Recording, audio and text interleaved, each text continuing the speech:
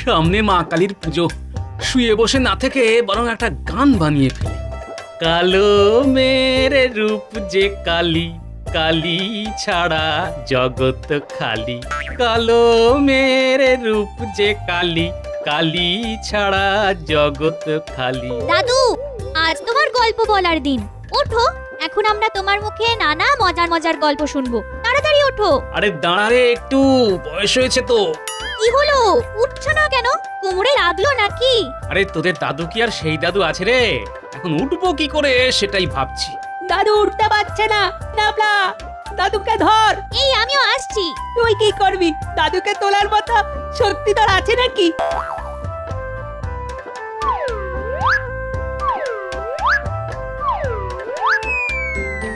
আহ, আহ, ওহ, বাপরে বাপ, দাদুর গায়ে এত জোর যে কেউ তুলতেই পারলাম না।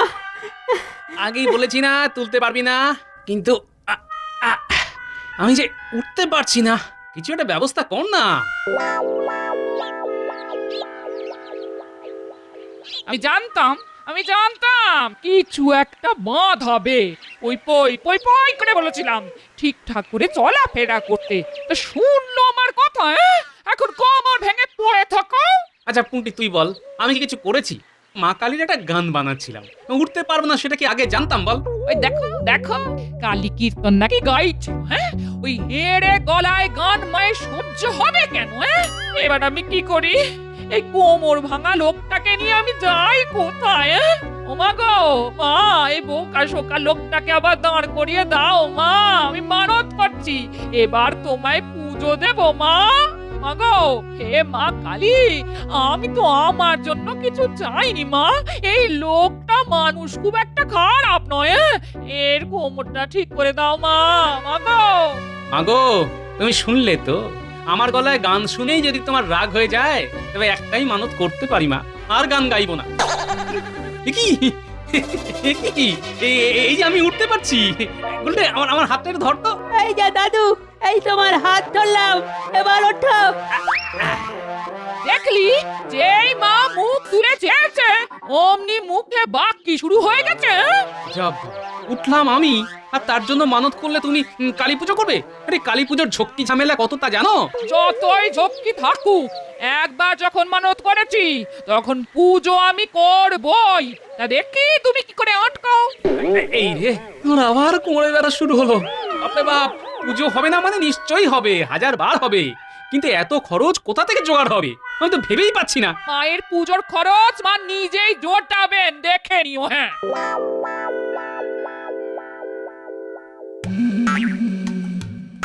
হুজুরের কি আজকে মন খারাপ? হ্যাঁ, মনটা আজ ভালো নেই। বারবার মনে হচ্ছে আমার চারদিকটা অন্ধকার হয়ে আছে, কিছুতেই আলোর রোশনাই দেখতে পাচ্ছি না উজির। না, মানে মানে আপনার স্বাস্থ্যের খোঁজ নেওয়া আমার কর্তব্যের মধ্যেই পড়ে কিনা, তাই জিজ্ঞেস করলাম আর কি। হ্যাঁ, সেটা তুমি ঠিকই করেছো, তবে এত অন্ধকার আমার ভালো লাগছে না। তুমি কিছু একটা ব্যবস্থা করো যাতে সব সময় আমার চোখ আলো দেখতে পায়। হুজুর, আপনার সাম্রাজ্য এত বিস্তৃত যে তার সব জায়গায় আলো পৌঁছে দেওয়া এই মুহূর্তে কিছুতেই সম্ভব নয়। তুমি যেভাবেই হোক আমার চারিদিকে আলোর ব্যবস্থা করো। হুজুর, হুজুর, শুনেছি কৃষ্ণনগরের রাজা কৃষ্ণচন্দ্রের এক সভাসদ আছে, তার নাম গোপাল। তার নাকি খুব বুদ্ধি। দেখুন ওর বুদ্ধিতে ও কিছু করতে পারে কিনা। এই কথাটা মন্দ বলনি তুমি। সামনেই তো কালী পুজো, মানে আলোর উৎসব। রাজা কৃষ্ণচন্দ্রের রাজ্যে নিশ্চয়ই বড় করে কালী পুজো হবে। সে সময় আমি কৃষ্ণনগরে যাব, তখন আমার চারিদিকে এত আলোর ব্যবস্থা করতে হবে যেন চারিদিকে কোনো অন্ধকার না থাকে। জি হুজুর, তাই হবে। তবে এমনি এমনি এই কথা বললে মহারাজ তা নাও বুঝতে পারে। তাই আমার মনে হয় ওদের সবাইকে এখানে ডাকা যেতে পারে। কিন্তু একটা কোনো অজুহাত তো দেখাতে হবে। কি বলে ডাকা যায় ওদের? আপনি পত্রে বলবেন যে সেই দূরের দেশ থেকে আম এসেছে, সেই আম আপনি মহারাজ সহ সবাইকে খাওয়াতে চান। এই অজুহাতে ওদের ডেকে আনা যেতে পারে। হ্যাঁ, কিন্তু এখন আম পাবো কোথা থেকে? হুজুর এই ব্যাপারটা আমার ওপর ছেড়ে দিয়ে দেখুন না আমি কি করে আম জোগাড় করি। ঠিক আছে, তোমার ওপর আমার আস্থা আছে, যা করার তা তাড়াতাড়ি করো।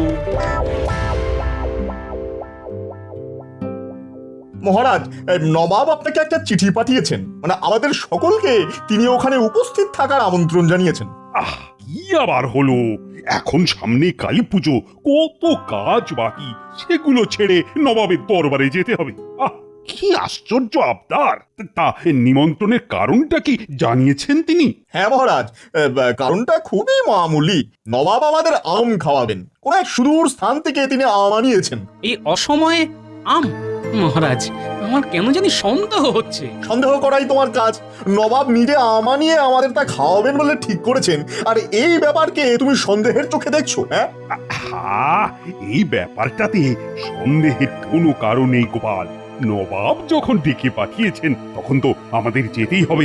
না মানে আমার মন তো বড়ই কুটিল, এই খারাপ কথাটাই আগে মনে আসে, তাই এত কথা বলে ফেললাম। নাও নাও, তাহলে যাবার প্রস্তুতি নিয়ে নাও।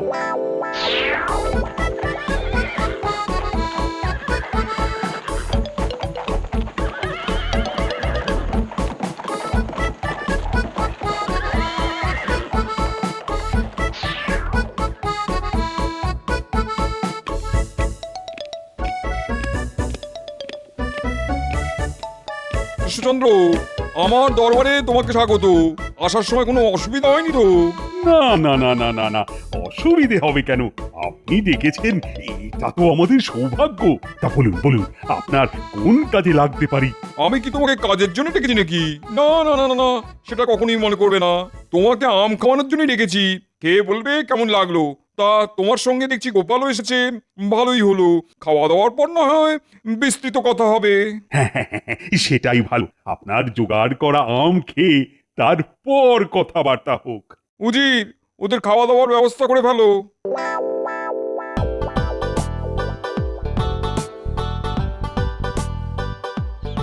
এই হ্যাঁ রে, লোকটা যে ড্যাং ড্যাং করে মহারাজের সঙ্গে নবাবের কাছে চলে গেল তো গেল। এরা নাম নেই। এদিকে পুজোর কি হবে? তুমি এত চিন্তা করছো কেন? মহারাজের সঙ্গেই তো আছে দাদু। নোলা দেখ তোদের দাদুর কোথায় গেছে? হ্যাঁ, নবাবের দরবারে। কেন গেছে? আম খেতে। এই সময় আম কোত্থেকে পাবে জানি না বাবা। তোরা কাজকর্ম যা আছে তা সেরে পুজোর কাজে আমাকে সাহায্য করিস। হ্যাঁ, আমি একা হাতে কতটুকু করতে পারবো জানি না বাবা। হ্যাঁ, চিন্তা করো না তো, আমরা তো আছি নাকি? কৃষ্ণচন্দ্র খাওয়া পছন্দ হয়েছে? আমার সেরা বাবুর্চিকে দিয়ে তোমাদের রান্না করানো হয়েছে। আহ, তা খাওয়ার স্বাদ যেমন জিভে লেগে রয়েছে, আপনার বাবুর্চির কোনো তুলনাই নেই। আমাদের খাওয়া দাওয়া একটু বেশিই হয়ে গেছে। আসলে এত ভালো স্বাদ যে বেশি না খেয়ে উপায় নেই। কি গোপাল, খাওয়ার ব্যাপারে তোমার বেশ নাম ডাক আছে শুনেছি, কিন্তু আজ তেমন করে খেতে তো দেখলাম না। আগে নবাব যা খাওয়ার তাই তো খেয়েছি, এখন অপেক্ষা করছি কখন আম আসবে। আসবে আসবে, ঠিক সময় আসবে। আমাদের ফল খেতে হয় সব শেষে, তাই না উজির? হ্যাঁ হুজুর, হ্যাঁ, শেষ পাতে ফল খাওয়াই আমাদের রীতি। একটু অপেক্ষা করুন, হ্যাঁ একটু একটু, আপনাদের প্রিয় ফল এক্ষুনি এসে যাবে।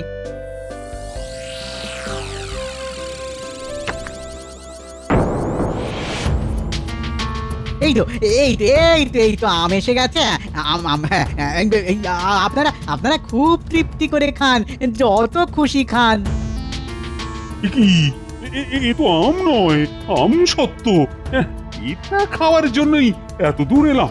নবাব কি আমাদের সঙ্গে রসিকতা করলেন? নবাব কারোর সঙ্গে রসিকতা করে না। আম সত্য কি আম থেকে হয় না? তাহলে আম সত্য কেন আম হবে না? আপনার এই ধরনের ব্যবহার কিন্তু আমি আশা করিনি নবাব। খুবই অপমানিত বোধ করলাম। নিমন্ত্রণ করে আদর সহযোগে খাওয়ালাম, তাতে তুমি অপমানিত বোধ করলে? আর আমার অপমান হলো না? আমি তোমার ব্যবহারে বড়ই বিরক্ত হয়েছি। খাওয়া হয়ে গেলে তোমরা আমার সভাঘরে চলে এসো, এ ব্যাপারে আলোচনা আছে।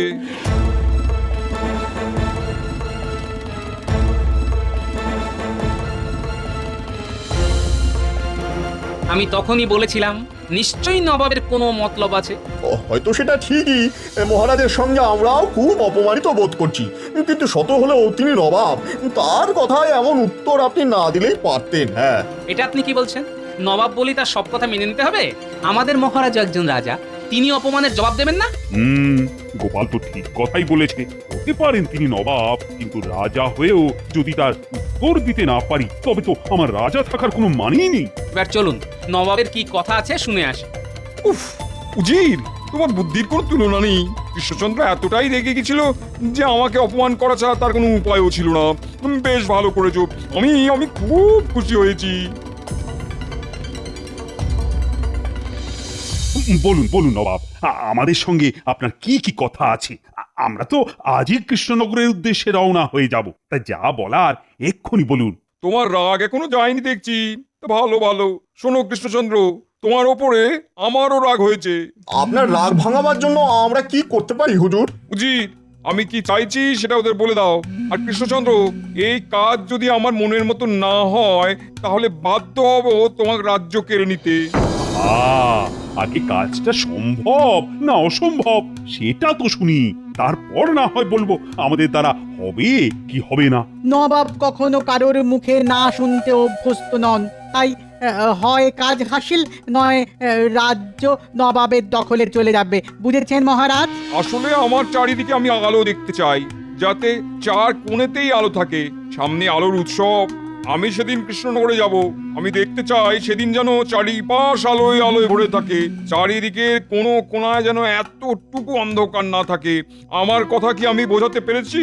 গোপাল, এটা কি সম্ভব? কাজটা কঠিন কিন্তু অসম্ভব নয়, এটুকু আমি বলতে পারি। আর তুমি যখন বলেছো তখন আমার কোনো চিন্তাই নেই নবাব। আমাদের এই কাজ করতে কোনো অসুবিধে হবে না। আপনি কালী পুজোর রাতে কৃষ্ণনগরে আসুন, আপনার চারিদিক গোপাল একেবারে আলোয় ভরিয়ে দেবে। কি বুঝি, গোপাল যা বলছে তাও পারবে বলে মনে হচ্ছে? আমার মনে হয় পারবে না। এটা শুধু কঠিন কাজ নয়, এটা অসম্ভব অসম্ভব। বলছে যখন, তখন একটা সুযোগ দেওয়াই যেতে পারে। আচ্ছা কৃষ্ণচন্দ্র, তাহলে দেখা হবে কালী পুজোর রাতে কৃষ্ণনগরে, ঠিক আছে?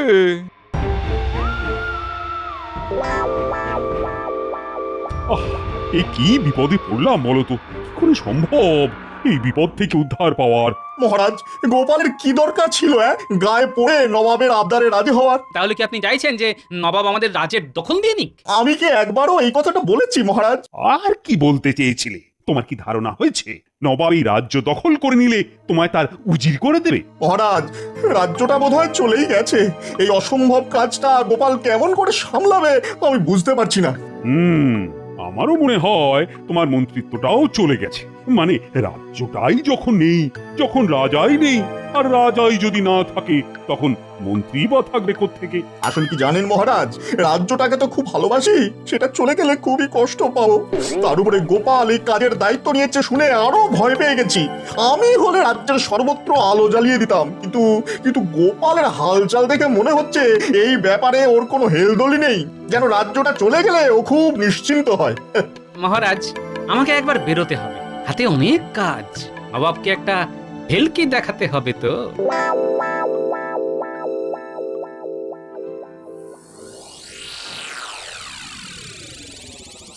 কখন থেকে শুয়ে আছো?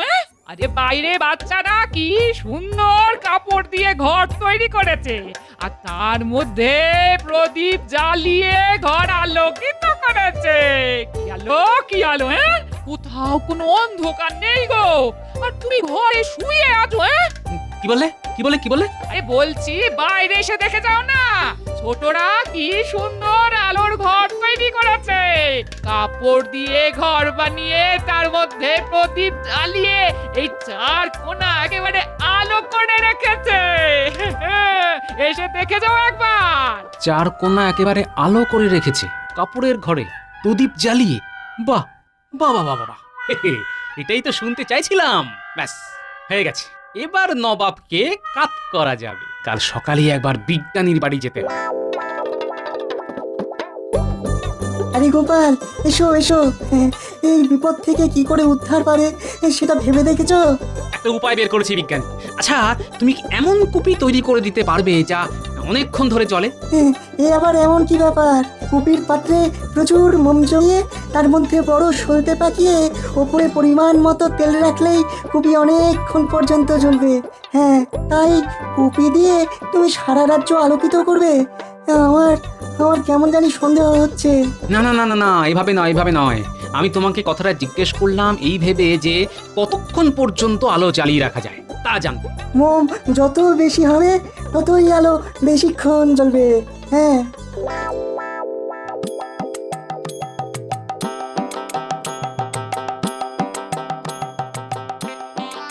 শোন, তোরা যেভাবে প্রদীপ বানিয়েছিলি সেভাবেই বেশি মোম দিয়ে কুপি বানা। ভিতরে ঠেসে মোম দিবি আর তার ভিতরে বড় করে সলতে পাকিয়ে রাখ। কুপির ওপরে তেল রাখবি। তারপর একটা মোটা কাপড়ের ঘর বানিয়ে তার প্রতিটি কোণায় সেই কুপি রাখবি। দেখবি 4 কোণার প্রতিটি কোণায় যেন আলো সমানভাবে যায়। বুঝলি? আমি চট করে রাজবাড়ি থেকে আসছি, সন্ধ্যায় কিন্তু নবাব আসতে পারে।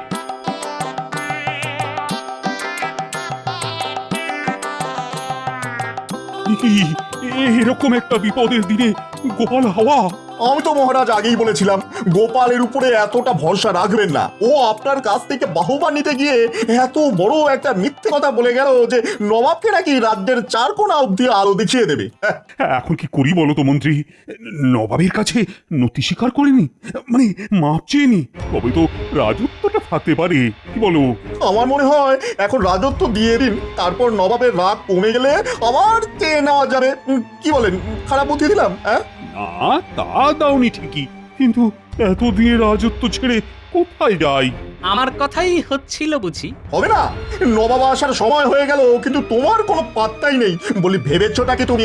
ভেবেছোটা কি মহারাজের রাজত্ব এখন চলে যাওয়ার মুখে, আর তুমি এসেছো মস্করা করতে?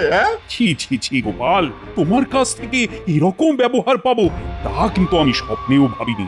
মহারাজ, আমি কি করলাম তাই তো বুঝতে পারছি না। কি করলাম মানে?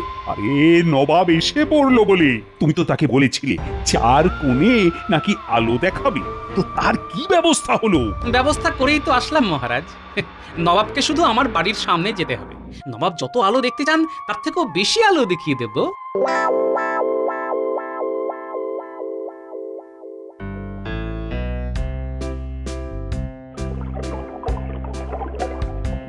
আজ কালী পুজো, কোথায় মায়ের কাজ করব না ওনার সলতে পাকাতে হচ্ছে। হ্যাঁ, একেই বলে কপাল।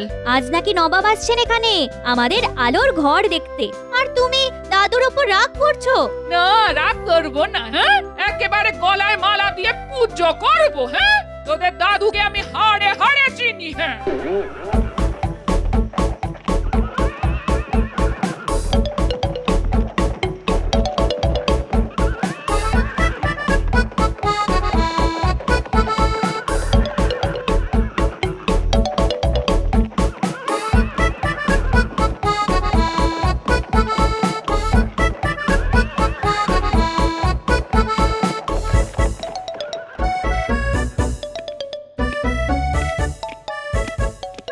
আসুন আসুন নবাব, আজ আমার কি সৌভাগ্য, আপনি আমার রাজ্যে পা রাখলেন।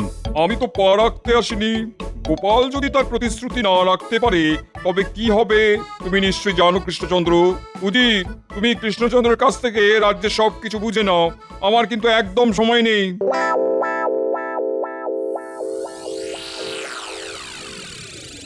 ও মা, কি সুন্দর লাগছে! দাদু এক্ষুনি হয়তো চলে আসবে, নবাবকেও সঙ্গে নিয়ে আসবে। নবাব খুব মজা পাবে এত আলো দেখে। নবাব আসবে না চাই, ও তোর দাদুর কাজ না করার ছুতো। হ্যাঁ, আমি লোকটাকে চিনি না, ফাঁকিবাজে চূড়ান্ত। তাহলে কৃষ্ণচন্দ্র, তোমার রাজ্য যে আমি নিয়ে নিলাম? না না, তুমি আমাকে দিয়ে দিলে, সেটার দলিল উজির আগে থেকেই তৈরি করে রেখেছে। তুমি শুধু একটা সই করে দেবে, সাক্ষী থাকবে আমার তরফ থেকে উজির আর তোমার তরফ থেকে গোপাল। কি উজি, তাই তো? বাহ নবাব বাহাদুর, মন্ত্রীকে বাদ দিয়ে এইসব কাজ হয় নাকি? সাক্ষী হিসেবে আমাকে রাখবেন না? মন্ত্রী মশাই, আপনিও চলুন না, নবাবকে যে আলো দেখাবো বলে ঠিক করেছি তা আপনিও দেখবেন। সেই আলোর সাক্ষী না হয় আপনিও থাকলেন। হ্যাঁ মন্ত্রী, হ্যাঁ, গোপাল যখন বলছে তখন নিশ্চয়ই তোমারও সেখানে থাকা উচিত। অন্তত আমিও তাই মনে করি। হ্যাঁ, তাড়াতাড়ি কাজটা করে ফেলি, আমার হাতে একদমই সময় নেই।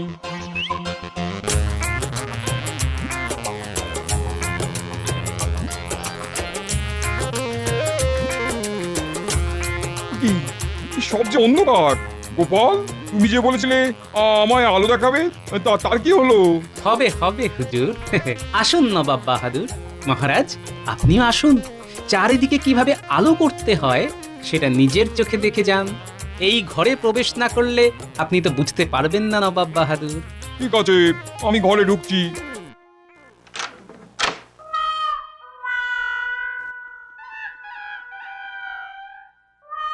আমি সব জানি হুজুর, জেনে শুনেই এত বড় ঝুঁকি নিয়েছি।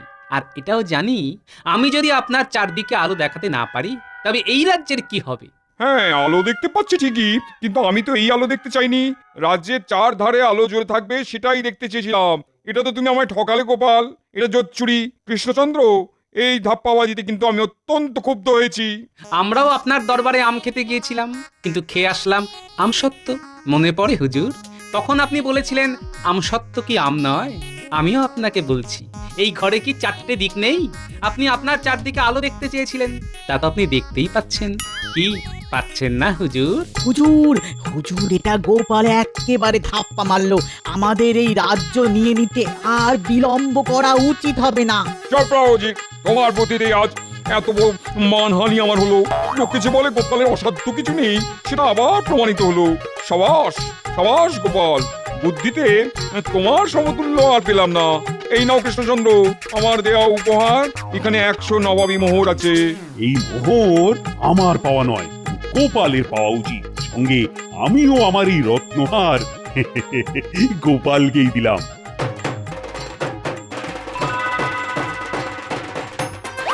আর এই যে আমার মন্ত্রী, ওকে যদি আপনাকে দান করি, আপনি কি তাকে গ্রহণ করবেন? পরিবর্তে যদি গোপালকে চাই, নিশ্চয়ই তাতে তুমি রাজি হবে না।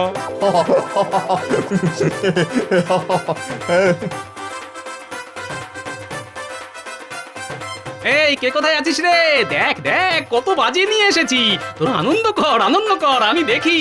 চল চল, এবার বড় মায়ের পুজোটা সেরে আসি।